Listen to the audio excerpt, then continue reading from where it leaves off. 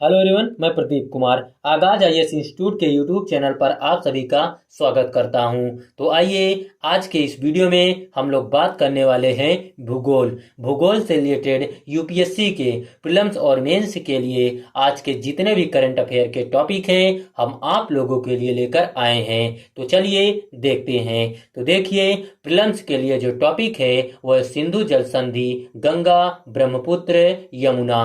और मेंस के लिए जो टॉपिक है वो प्रभावी नदी योजना, नदियों के प्रभावी प्रबंधन के लिए बहुपक्षीय संधियों की आवश्यकता, सिंधु जल संधि। तो चलिए हम यूपीएससी के प्रीलिम्स और मेंस के इन सभी टॉपिक के बारे में पूरे विस्तार से चर्चा करते हैं। तो देखिए चर्चा में क्यों है, आइए समझते हैं। काठमांडू स्थित international centre for integrated mountain development ICIMOD तथा ऑस्ट्रेलियाई जल साझेदारी द्वारा जारी एक हालिया रिपोर्ट में सिंधु, गंगा और ब्रह्मपुत्र नदियों के प्रभावी एकीकृत नदी बेसिन प्रबंधन के लिए बहुपक्षीय संधियों की आवश्यकता पर जोर दिया गया है। तो चलिए अब हम लोग रिपोर्ट की मुख्य विशेषताएं क्या है, आइए इसके बारे में जानते हैं। सबसे पहले हम लोग एकीकृत नदी घाटी प्रबंधन के बारे में देखते हैं। तो देखिए, यह रिपोर्ट एकीकृत नदी बेसिन प्रबंधन के महत्व पर जोर देती है, जिसमें नदी नियोजन के लिए घाटी व्यापी दृष्टिकोण शामिल है, जो सभी हितधारकों के बीच जल की उपलब्धता, जैव विविधता तथा प्रदूषण पर गुणवत्ता डेटा साझा करने से समर्थित है। तो चलिए अब हम लोग बहुपक्षीय संधियों की आवश्यकता के बारे में देखते हैं। तो देखिए, जल डेटा साझाकरण पर मौजूदा द्विपक्षीय संधियों एवं समझौतों के बावजूद क्षेत्र में नदी प्रबंधन हेतु बहुपक्षीय समझौतों की अनुपस्थिति है, जो प्रभावी शासन के लिए एक चुनौती है। यह सिंधु, गंगा एवं ब्रह्मपुत्र नदियों के प्रभावी प्रबंधन हेतु बहुपक्षीय संधियों स्थापित करने की आवश्यकता पर जोर देती है। तो चलिए अब हम लोग महत्वपूर्ण नदियों पर निर्भरता के बारे में जानते हैं। तो देखिए, भारत, तिब्बत, चीन, पाकिस्तान, अफगानिस्तान, नेपाल एवं भूटान में लाखों लोग भोजन तथा जल उपलब्धता हेतु सिंधु, गंगा और ब्रह्मपुत्र नदियों पर निर्भर है, जिससे व्यापक प्रबंधन रणनीतियां अनिवार्य हो गई है। सभी तीन घाटियां सिंधु, गंगा, ब्रह्मपुत्र IGB मैदान का भाग है, जो एक विशाल जलोढ़ मैदान है और भारत, पाकिस्तान, बांग्लादेश तथा नेपाल के कुछ भागों तक विस्तृत है। तो चलिए अब हम लोग गंगा नदी घाटी के बारे में देखते हैं। तो देखिए, इस बेसिन क्षेत्र में 600 मिलियन भारतीय, 29 मिलियन नेपाली लोगों के साथ साथ लाखों की संख्या में बांग्लादेशी भी रहते हैं। इसको लेकर नेपाल, भारत एवं बांग्लादेश के बीच कोई समझौता नहीं है। तो चलिए अब हम लोग सिंधु नदी घाटी के बारे में देखते हैं। तो देखिए, इसकी घाटी में रहने वाले 268 मिलियन लोगों के लिए जीवन रेखा है। तो चलिए अब हम लोग ब्रह्मपुत्र नदी घाटी के बारे में देखते हैं। तो देखिए, जल, विद्युत, भोजन, कृषि एवं मछली पकड़ने के लिए लगभग 114 मिलियन लोग इस पर निर्भर है। तो चलिए अब हम लोग इसके अनुशंसाएं के बारे में जानते हैं। तो देखिए, प्रभावी संकट प्रबंधन के लिए स्थानीय समुदायों के ज्ञान को पहचानना और इसका उपयोग करना, स्थानीय समुदायों की समुत्थानशीलता बढ़ाने के लिए संसाधनों और प्रौद्योगिकी के साथ उन्हें सशक्त बनाने की आवश्यकता है। बेहतर प्रबंधन और प्रारंभिक चेतावनी प्रणालियों के लिए नदी घाटियों में जल की उपलब्धता, जैव विविधता एवं प्रदूषण से संबंधित डेटा अंतराल को समाप्त करने की आवश्यकता है। एक समग्र संपूर्ण बेसिन अनुसंधान दृष्टिकोण को अपनाने की आवश्यकता, जो डेटा साझाकरण, रणनीतिक योजना, जलवायु परिवर्तन प्रभावों को समझने और विश्वसनीय जल आपूर्ति सुनिश्चित करने की सुविधा प्रदान करता है। सीमा पार जल मुद्दों पर विश्वास कायम करने और संवाद को बढ़ावा देने के लिए विभिन्न देशों के शोधकर्ताओं के बीच हाइड्रो सॉलिडरिटी एवं जलवायु कूटनीति को बढ़ावा देने की आवश्यकता है। हाइड्रो सॉलिडरिटी साझा जल संसाधनों के प्रबंधन में राष्ट्रों के बीच सहयोग और एकजुटता को बढ़ावा देने के बारे में है।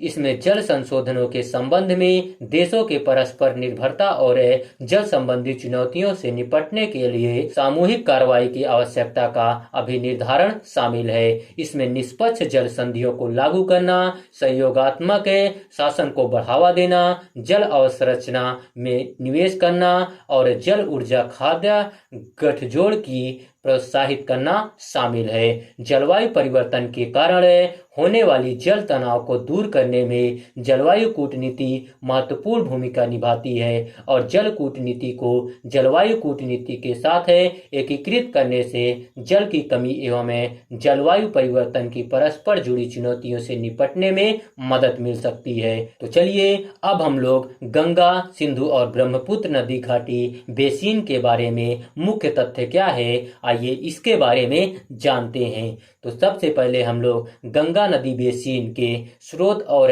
हेडवाटर्स के बारे में देखते हैं। तो देखिए, गंगा का उद्गम भागीरथी के रूप में उत्तराखंड के गंगोत्री ग्लेशियर 3892 मीटर की ऊंचाई पर से होता है। कई छोटी छोटी धाराएं गंगा की जलधाराओं में समाहित है। इनमें अलकनंदा, धौली गंगा, पिंडर, मंदाकिनी और भिलंगना प्रमुख है। देवप्रयाग में जहां अलकनंदा नदी भागीरथी से मिलती है, वहां इसे गंगा के रूप में जाना जाता है। बंगाल की खाड़ी में बहने से पहले यह 2525 किलोमीटर की दूरी तय करती है। तो चलिए अब हम लोग मार्ग और प्रमुख सहायक नदियां के बारे में देखते हैं। तो देखिए, बांग्लादेश में प्रवेश करने से पूर्व भारत में उत्तराखंड, उत्तर प्रदेश, बिहार, झारखंड और पश्चिम बंगाल राज्यों से होकर बहती है। गंगा नदी बेसिन का लगभग 80% भाग भारत में है। शेष भाग नेपाल, तिब्बत, चीन और बांग्लादेश में है। प्रमुख सहायक नदियों में यमुना, गोमती, घाघरा, गंडक और कोसी नदियां शामिल है। यह अपने उपजाऊ जलोढ़ मैदानों के लिए प्रसिद्ध है, जहां सदियों से कृषि और मानव बस्तियों को सहारा मिला है। तो चलिए अब हम लोग इसके डेल्टा और बहिर्वाह के बारे में देखते हैं। तो देखिए, लगभग 2510 किलोमीटर की यात्रा के बाद गंगा नदी बांग्लादेश में ब्रह्मपुत्र नदी में विलीन हो जाती है और इसे पद्मा नदी के नाम से भी जाना जाता है। पद्मा नदी बाद में मेघना नदी में मिलती है और मेघना मुहाना के माध्यम से बंगाल की खाड़ी में मिल जाती है।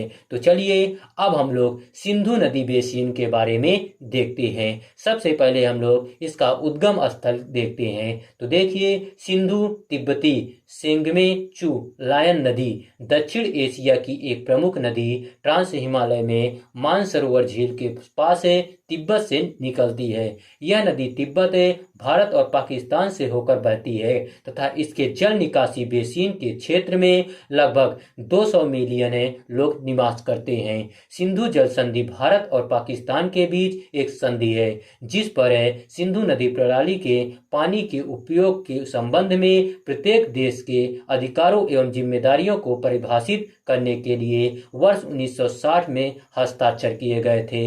इस संधि की मध्यस्थता विश्व बैंक ने की थी। तो चलिए अब हम लोग इसके मार्ग और प्रमुख सहायक नदियां के बारे में देखते हैं। तो देखिए, यह नदी लद्दाख के माध्यम से भारत में प्रवेश करती है और पाकिस्तान के गिलगित बाल्टिस्तान क्षेत्र में पहुंचने से पहले जम्मू कश्मीर से होकर बहती है।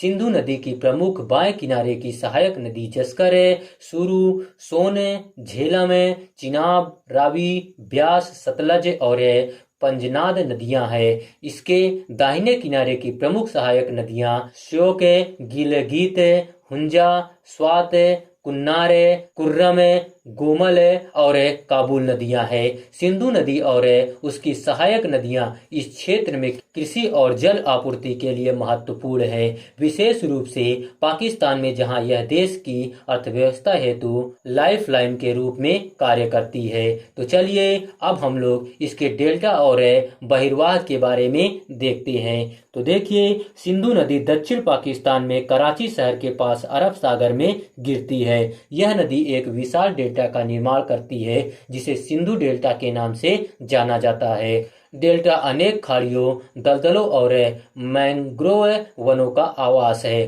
तो चलिए अब हम लोग ब्रह्मपुत्र नदी बेसिन के बारे में देखते हैं। सबसे पहले हम लोग इसका उद्गम स्थल के बारे में देखते हैं। तो देखिए, इसे उत्पत्ति स्थल पर सियांग या दिहांग के नाम से जाना जाता है, जिसका उद्गम मानसरोवर झील के पास कैलाश पर्वत के चेमायुंगडुंग ग्लेशियर से होता है। औसत निर्वहन के मामले में ब्रह्मपुत्र दुनिया में 5वें स्थान पर है। यह बेसिन तिब्बत, चीन, भारत, भूटान और बांग्लादेश के कुछ हिस्सों में फैले लगभग 5,80,000 वर्ग किलोमीटर के क्षेत्र को कवर करता है। ब्रह्मपुत्र नदी और उसकी सहायक नदियां क्षेत्र में कृषि, जल विद्युत उत्पादन एवं परिवहन के लिए महत्वपूर्ण है। तो चलिए अब हम लोग इसके मार्ग और प्रमुख सहायक नदियां के बारे में देखते हैं। तो देखिए, मार्ग और प्रमुख सहायक नदियां, इसे तिब्बत में यारलुंग सांगपो के नाम से भी जाना जाता है तथा यह हिमालय से होकर पूर्व की ओर प्रवाहित होते हुए भारत के अरुणाचल प्रदेश में प्रवेश करती है। भारत में असम और पश्चिम बंगाल जैसे राज्यों में प्रभावित होते हुए यह अंततः बांग्लादेश में प्रवेश करती है। भारत में सुबनसिरी, कांसेंग, मानस और धनसिरी जैसी नदियां तथा बांग्लादेश में तीस्ता नदी इसकी प्रमुख सहायक नदियां हैं। तो चलिए अब हम लोग इसके डेल्टा और बहिर्वाह के बारे में देखते हैं। तो देखिए, ब्रह्मपुत्र नदी बांग्लादेश में गंगा नदी से मिलकर पद्मा नदी बनाती है। पद्मा नदी अंततः मेघना नदी से मिल जाती है और मेघना ज्वार नदमुख के माध्यम से बंगाल की खाड़ी में प्रवाहित हो जाती है। तो चलिए आज का वीडियो यहीं पर समाप्त होता है। तो देखिए, अगर आप लोगों को इसका पीडीएफ चाहिए तो इसका पीडीएफ आप लोगों को टेलीग्राम चैनल पर मिल जाएगा। टेलीग्राम चैनल का नाम है आगाज आईएएस इंस्टीट्यूट और टेलीग्राम चैनल का लिंक आप लोगों को इस वीडियो के डिस्क्रिप्शन में भी मिल जाएगा। आप लोग यहां से भी जाकर टेलीग्राम चैनल को ज्वाइन कर सकते हैं और पीडीएफ डाउनलोड कर सकते हैं। तो चलिए अब हम लोग मिलते हैं नेक्स्ट वीडियो में। धन्यवाद। Keep learning, keep growing.